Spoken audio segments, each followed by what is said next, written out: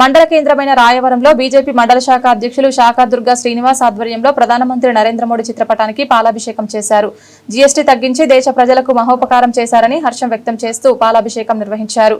ఈ కార్యక్రమంలో కోనసీమ జిల్లా బీజేపీ ఉపాధ్యక్షులు లొల్లా గ్రామ సర్పంచ్ చాట్రాతి జానకిరాంబాబు ముఖ్య అతిథిగా పాల్గొని మాట్లాడుతూ ప్రధానమంత్రి నరేంద్ర మోడీ, ఆర్థిక మంత్రి నిర్మలా సీతారామన్ కు శుభాభినందనలు తెలిపారు. ఈ కార్యక్రమంలో బీజేపీ శ్రేణులు పాల్గొన్నారు. ఈరోజు మన దేశ ప్రధాని నరేంద్ర మోడీ గారు, అలాగే మన ఆర్థిక శాఖ మంత్రి నిర్మలా సీతారామన్ గారు ప్రవేశపెట్టిన జీఎస్టీ వల్ల ఈరోజు సామాన్య ప్రజలకి ఎంతో తీపికౌరు. అంటే రేపు రాబోయే దసరా, దీపావళి పండగ ఈ రోజు నుంచి స్టార్ట్ అయింది. ఎందుకంటే ప్రతి సామాన్యులకి ఈ జీఎస్టీ మార్చడం వల్ల ఎంతో ప్రజలకి ఉపయోగకరంగా ఉంటుంది. దీన్ని కేంద్ర ప్రభుత్వం 2017 జూలై 1వ తారీఖున 5 స్లాబులుగా ప్రవేశపెట్టడం జరిగింది. ఈ స్లాబులు 0%, 5%, 12%, 18%, 28% ఈ 5 స్లాబుల కింద విభజించింది.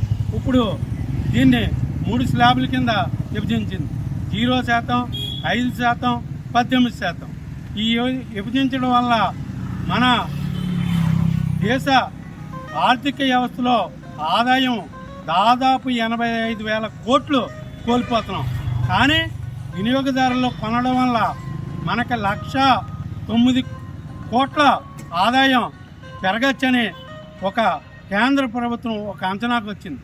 దీనివల్ల మీరు అందరూ అనుకోవచ్చు, పెట్రోలు కూడా జీఎస్టీలో పెడతానని పెట్టలేదేటని. కానీ పెట్రోల్ని జీఎస్టీలో పెట్టాలంటే రాష్ట్ర ప్రభుత్వాల యొక్క అంగీకారం లేదు కాబట్టి పెట్రోల్ని జీఎస్టీ నుంచి తొలగించడం జరిగింది. కానీ ఈరోజు టీవీ కొనండి, కారులు కొనండి, మోటార్ సైకిల్ కొనండి, ఏవి కొన్నా మనకి అతి తక్కువ ధరలో దొరకడం వల్ల మనం వారందరూ ఎక్కువగా వినియోగం పెరిగి దీనివల్ల మనందరికీ సామాన్య మానవులకి ఉపయోగకరంగా ఉంటుంది. కాబట్టి ఈ సందర్భంగా మన అందరూ మన రాయవరం మండలంలో బీజేపీ శాఖ ద్వారా ఇక్కడ నరేంద్ర మోడీ గారికి పాలాభిషేకం చేయడం జరిగింది. ఈ కార్యక్రమానికి